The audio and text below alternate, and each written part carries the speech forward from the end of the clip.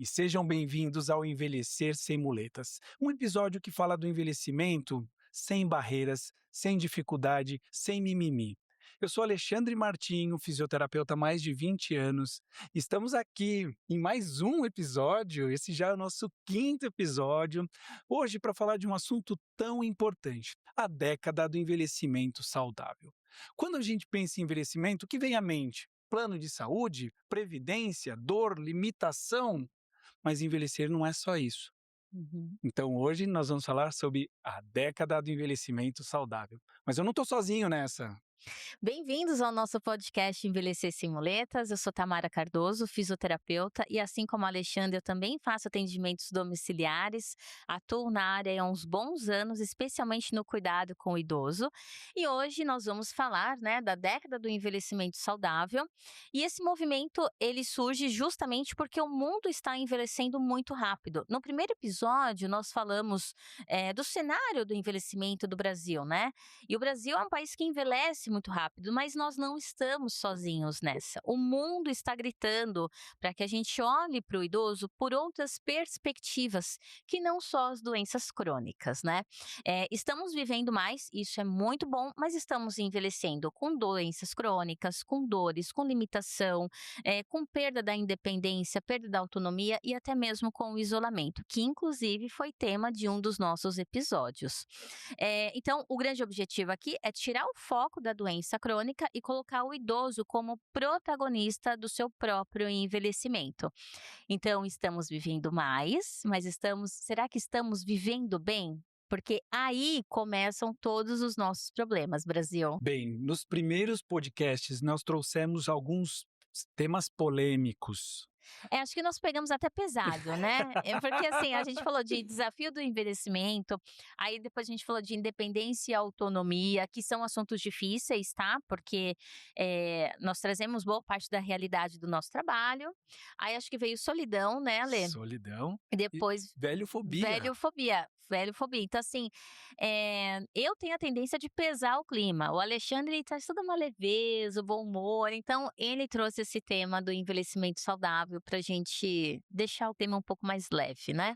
Bem, Tamara, assim, a Organização Mundial de Saúde criou esse checklist como se fosse um checklist. Se chama ICOPE, que ele Uhum, fala sobre o cuidado integrado da saúde do idoso. uhum. Não só olhando pelo modelo da doença, mas ele como um todo.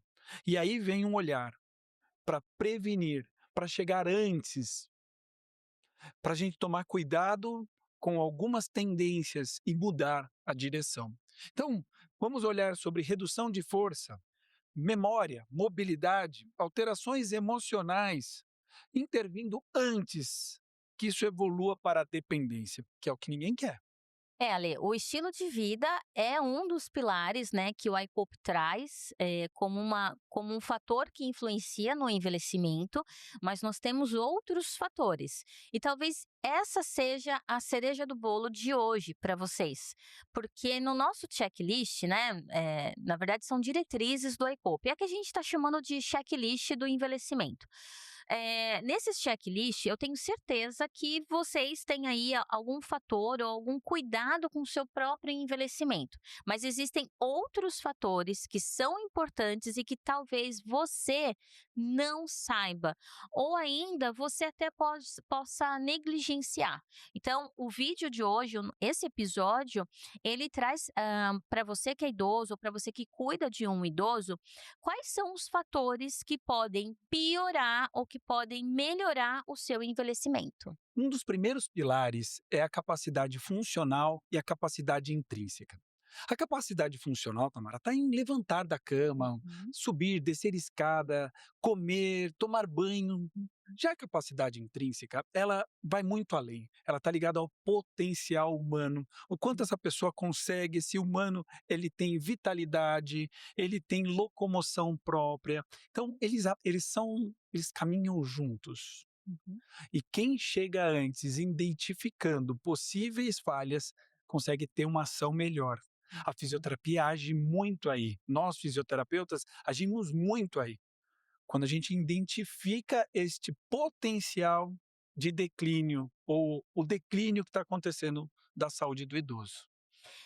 O fisioterapeuta, que atua intimamente ali, né, na casa do idoso, além de identificar todas essas perdas precoce, a gente ainda consegue intervir com isso, né. Então, assim, quando a gente fala de capacidade funcional e capacidade intrínseca, isso tem que estar aí no seu checklist do seu envelhecimento, tá. Se você perceber que você está perdendo força, que você não está levantando da cama, que está difícil tomar banho, tá difícil sair de casa, esse primeiro item, tá?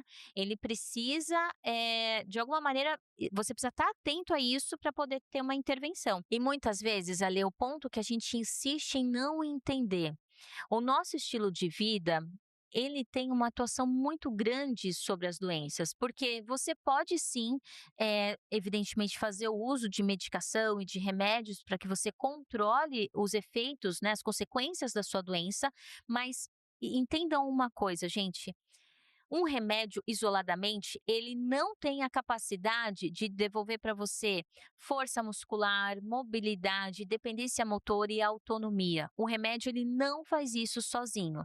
Então, o seu estilo de vida e a maneira como você olha para si mesmo e busca intervenções fora do teu corpo, como por exemplo, alimentação saudável, atividade física e fisioterapia, isso vai ser assim imprescindível. Bem, Damara, evoluindo desse ponto, porque eu trago o outro pilar. Porque o envelhecimento e o controle das doenças crônicas acabam acumulando um número grande de remédios.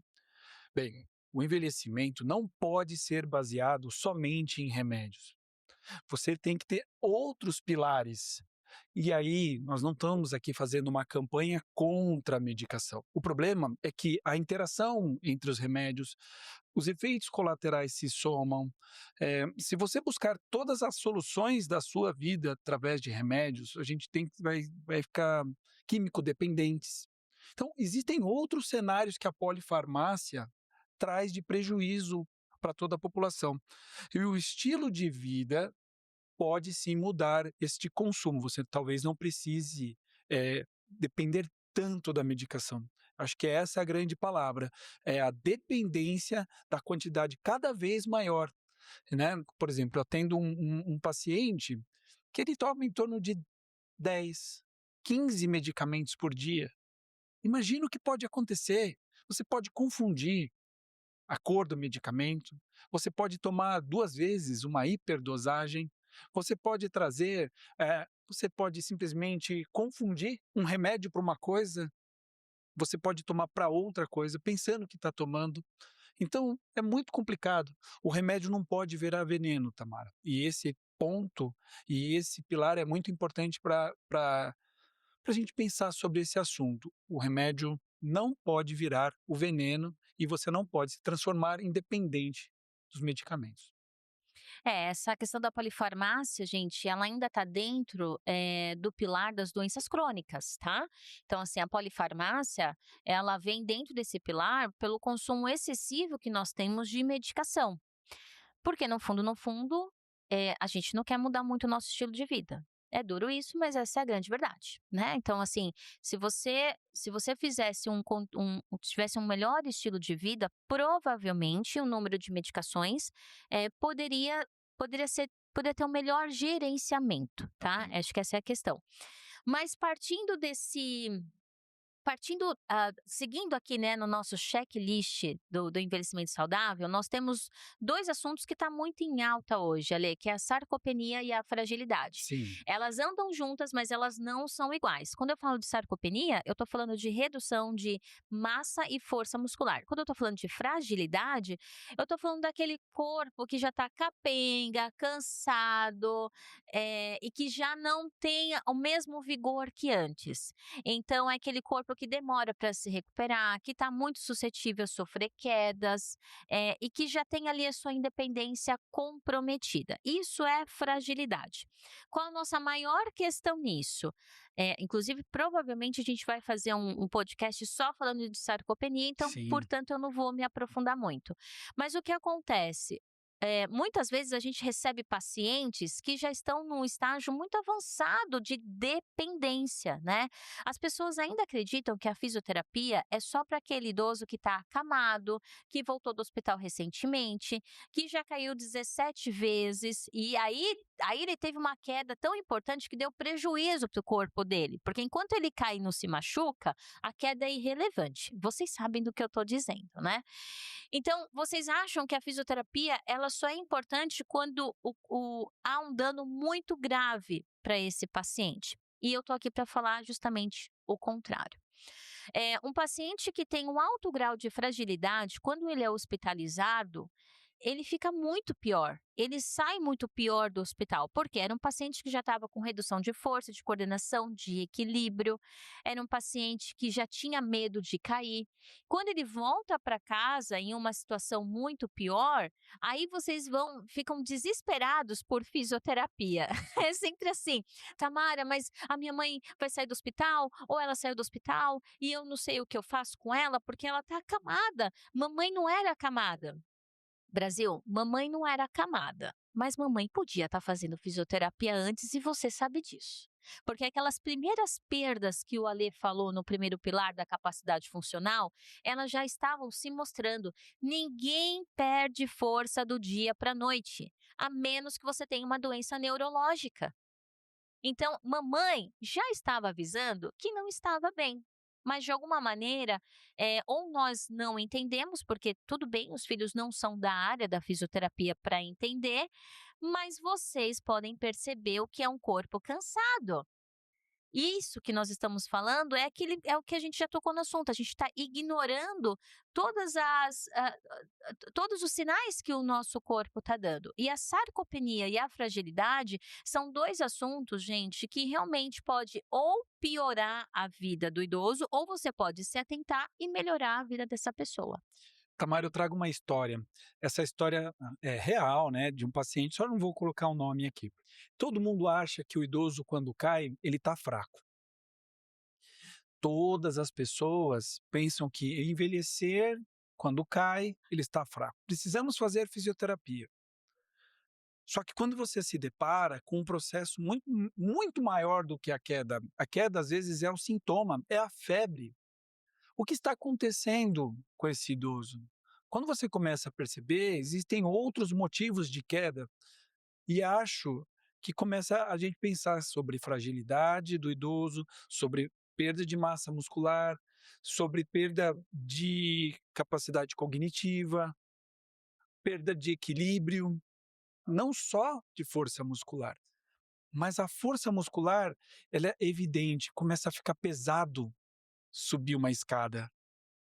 Começa a ficar difícil de levantar quando cai, quando agacha. Você consegue ver esse cenário. Então, o que eu digo para todo mundo é que às vezes nos chamam somente quando cai, somente no sintoma, somente na febre. Por que não? Quando percebeu a dificuldade, foi o que aconteceu. A gente já está numa fase avançada da sarcopenia, já está numa fase avançada de perda de massa muscular. Dá para ser feito? Dá para fazer muita coisa. Mas quando viu que não conseguia agachar para pegar, para se levantar, para carregar, poupou o idoso, poupou, não percebeu, não avaliou, não analisou esses detalhes. Então eu peço que vocês olhem esse pilar com muito carinho, porque ele começa bem cedo. E só complementando, né, às vezes o que acontece? O filho chama a gente, né, para fazer a fisioterapia na mamãe, no papai, e mamãe e papai já tá lá bem capenga, né, Brasil? Vamos lá, né? Ninguém fica capenga, eu já falei do dia para noite. E daí, às vezes o filho quer que você faça um milagre, né? Gente, eu não sou o Messias, acredita em mim. Eu não sou o Messias para fazer milagres. E já ouvi casos que fez lá 5, 6 sessões, ai, mas a mamãe não melhorou. Mamãe não vai melhorar, Brasil. Sua mamãe, que fica o dia todo sentado ou acamada, fazendo fisioterapia 3 vezes por semana por 1 hora, eu tenho que ser a nova Messias do pedaço. Não tenho essa capacidade ainda de melhorar a mamãe. Então, a fisioterapia, aos nossos olhos, ela se divide em 2 grandes, existe uma separação, é tênue, mas tem. A preventiva, certo? Que pode prevenir quedas, mas esse idoso já está fragilizado, tá? E a fisioterapia para o tratamento, que é quando a gente chega no caos. A casa do idoso está pegando fogo, o corpo do idoso está pegando fogo, as relações familiares estão numa guerra quente, nem a guerra fria, e a gente tem que tratar desse cenário, desse corpo, tá? Então, a gente vê a fisioterapia dessas 2 formas. Atualmente, a maior parte dos pacientes que eu atendo é fisioterapia de tratamento. É quando o cenário está caótico, né? Mas eu ainda tenho, idealizo que um dia as pessoas entendam que existe sim a fisioterapia preventiva e que ela é essencial e realmente muda vidas, tá? Bem, esse assunto é muito relevante, tanto que a Organização Mundial de Saúde trouxe isso como um dos eixos centrais. Seguindo para mais eixos, nós trazemos a saúde mental, a cognição e a participação social. Nós estamos vivendo uma década, um problema, uma pandemia de saúde mental, e é importante a gente chegar antes.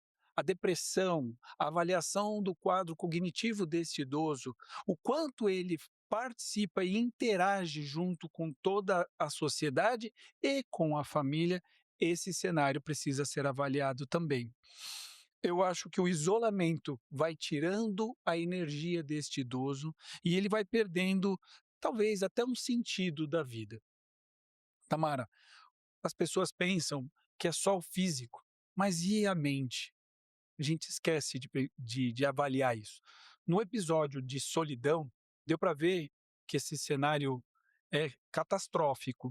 O quanto o idoso vai se sentindo isolado e vai perdendo as suas funções e a sua autonomia. Quando a gente fala de saúde mental, cognição e participação social, fica claro que são 3 aspectos que nós não levamos a sério. É interessante isso, né? A gente acha que depressão e ansiedade, você só tem numa vida útil de trabalho. Então é muito comum ainda eu ouvir assim: "Ai, nossa, eu sou tão ansiosa, tenho 40 anos", mas você não considera que uma pessoa com 70 anos continue sendo ansiosa. Você não considera que uma pessoa com 75 anos tenha depressão. E eu acredito que o fato da gente não levar essa questão mental a sério no idoso é uma negligência que começa dentro da nossa casa. Então, tanto a saúde mental, a cognição deveriam ser observadas e estimuladas. E você só consegue perceber isso se você tem convívio com aquele idoso. Se você não convive com um idoso, se não você não precisa morar com esse idoso, porque eu entendo, né, os filhos têm as suas casas, a sua vida e está tudo certo. Mas, nas visitas que você faz à sua mãe, à sua avó, você tem que interagir com essa pessoa, para entender se há algum esquecimento muito complicado. Fala: "Nossa, mamãe repetiu a mesma coisa várias vezes. Será que isso não está querendo me dizer algo?", sabe? Dentro da fala da sua mãe, do seu avô, entender se aquela fala tem uma fala de muita solidão, de muita tristeza, perguntar como que é a atividade no dia a dia dela para saber se ela está tendo uma participação fora da casa dela. Tudo isso, gente, tem a ver, com o próximo tópico que o Alexandre vai falar, que também norteia aí o envelhecimento saudável, que é a autonomia. Porque um idoso que tem a sua saúde mental muito questionável, que a parte cognitiva dele está comprometida, mas ninguém sabe o que está acontecendo, um idoso que não tem mais participação, né, na sua vida familiar ou social, isso afeta diretamente a sua autonomia. Sim, Tamara, a perda da capacidade física e cognitiva, ela impacta diretamente na autonomia desse idoso. O idoso passa a não ter mais. Nós aprofundamos sobre esse assunto no segundo episódio, mas quando o idoso perde essa capacidade física e essa capacidade cognitiva, ele passa a não conseguir tomar mais as decisões, às vezes pela família não querer poupá-lo, ou mesmo porque ele vai perdendo mesmo o, a, o engajamento sobre a própria vida, sobre o ponto dele abandonar as vontades dele e negligenciar tudo aquilo que ele deseja e aquilo que ele quer. Eu acho que A motivação, vai perdendo uma motivação, vontade de querer fazer as coisas, e essa chama da vida vai perdendo. Lembra da vitalidade que eu comecei? Vai perdendo essa vitalidade. Então, o próprio sentido de continuar vivo vai diminuindo. Esse é um tópico muito, muito perigoso, porque ele vai perdendo essa vontade de viver. A perda da autonomia vai deixando esse idoso sem vontade de querer viver. E esse é a coisa mais difícil. Por isso que esse pilar é importante a gente identificar. Esse é um dos pilares. Você sabe o quanto eu acho isso importante. Essa capacidade que ele tem de tomar as próprias decisões, as próprias escolhas. Eu acho que esse é um detalhe importante da nossa década do envelhecimento saudável dentro da avaliação do ICOPE. Então, saindo desse eixo da autonomia, nós vamos para o ambiente. E o ambiente, como eu já falei aí em alguns episódios, ele é uma extensão do nosso corpo, certo? Só que agora a gente vai pensar de uma maneira mais macro. Então, eu tenho um ambiente que é a minha casa. Então, a minha casa, ela pode ser um local que ou pode estimular a minha autonomia ou pode tirar a minha autonomia.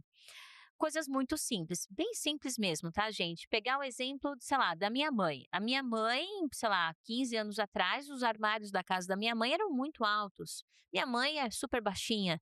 Hoje, ela teve que colocar armários muito baixos. Eu brinco que a casa da minha mãe, onde ela colocou os armários, é a casa do Smurf, de tão baixo que é o armário dela. Mas isso dá a ela independência e autonomia de ter uma casa com mais acessibilidade para ela. Então, esse é o primeiro ambiente. Pode parecer bobo, mas não é, tá? Então, assim, você tem que morar em um lar em que você tenha condições de viver de uma maneira mais confortável, com mais segurança e mais mobilidade. Agora, vamos extrapolar essa ideia, porque eu saio da minha casa e eu tenho um bairro, eu tenho uma cidade e eu tenho um país. Será que o ambiente em que eu moro é um ambiente que me traz segurança? É um ambiente que eu tenho acesso com facilidade à saúde? É um ambiente que eu tenho acesso a mercado, drogaria? Será? Então, essa é a questão que reside aqui no ambiente, que o ICOP também traz. O ambiente ele influencia diretamente na sua autonomia. E agora vamos recapitular tudo que nós trouxemos aqui nesse podcast. Nós temos um mundo que está envelhecendo muito rápido e nós temos a Organização Mundial da Saúde desesperada falando, por favor, vamos olhar o idoso por vários aspectos, vamos abrir as perspectivas do envelhecimento, porque se nós não fizermos isso, o envelhecimento ele vai acontecer de uma maneira caótica e nós estamos encaminhando para o mundo em que teremos mais idosos e um sistema de saúde que não está dando conta disso.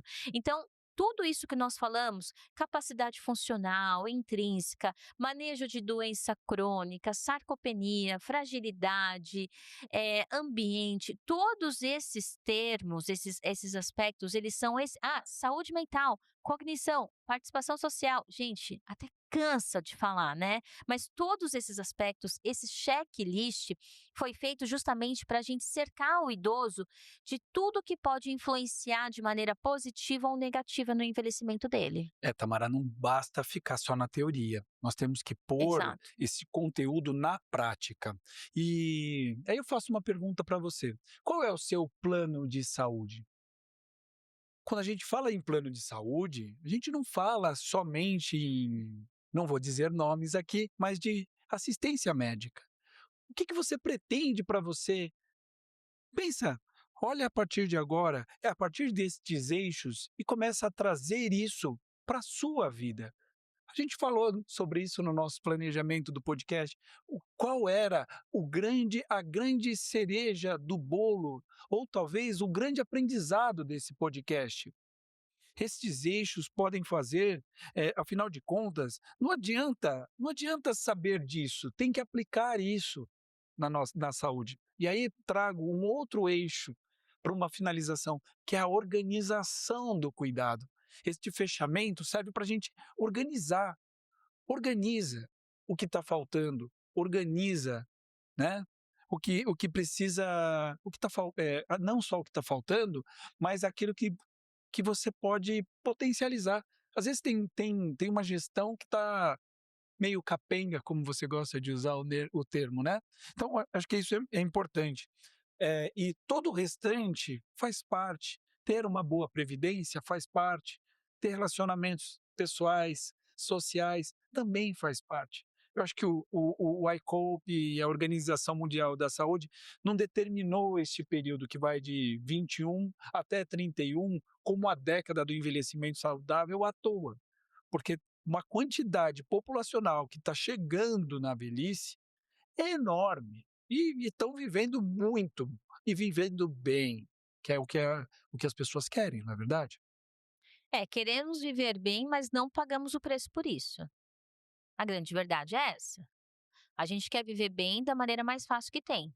E viver bem vai mexer no seu estilo de vida. Simples assim, né? Então, eh, hoje eu quero encerrar esse podcast com uma seguinte pergunta: o que sustenta o seu envelhecimento hoje? O que sustenta? Gente, nenhum prédio fica de pé com um único pilar. Não existe isso.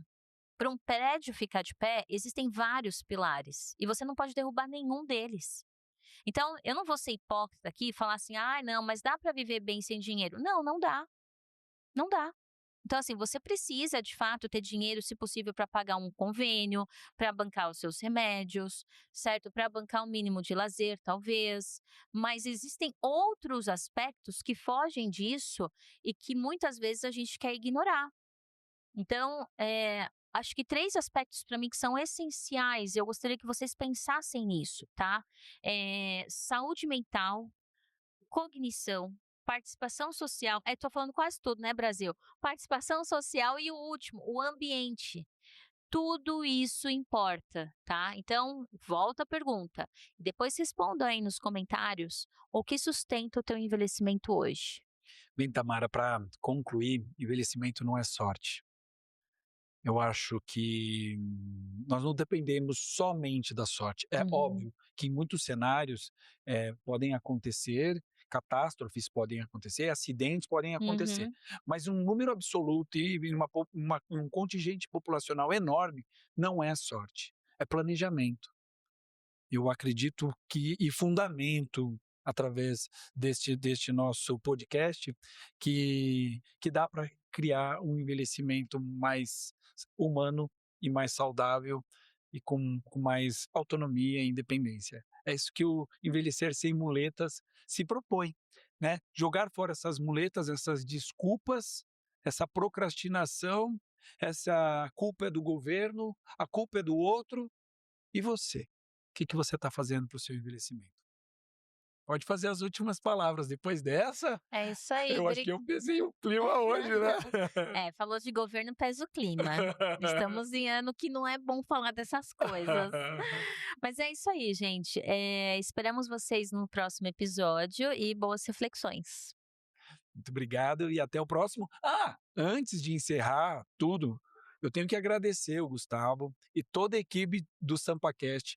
Eu não posso vir aqui, Tamara, e não agradecer. Então, peço desculpa, antes de finalizar, agradecer a toda a equipe do SampaCast. O Gustavo não quer sair hoje, ele não quer, porque ele tem uma lista negra e hoje ele não vai sair, mas nós vamos conseguir um dia, tá bom? Tá bom, é isso. E alguns vídeos vão ter uns probleminhas. E não é dele, às vezes é do fio, do áudio, e ele salvou a gente no último vídeo. Se não fosse ele para editar, o Tá. vídeo não ficaria do jeito que ficou. Então é isso. Obrigada, Brasil. Obrigado e até a próxima. Ai, vamos olhar para aquela, a gente nunca olha para essa câmera. Obrigado e até a próxima! É isso aí.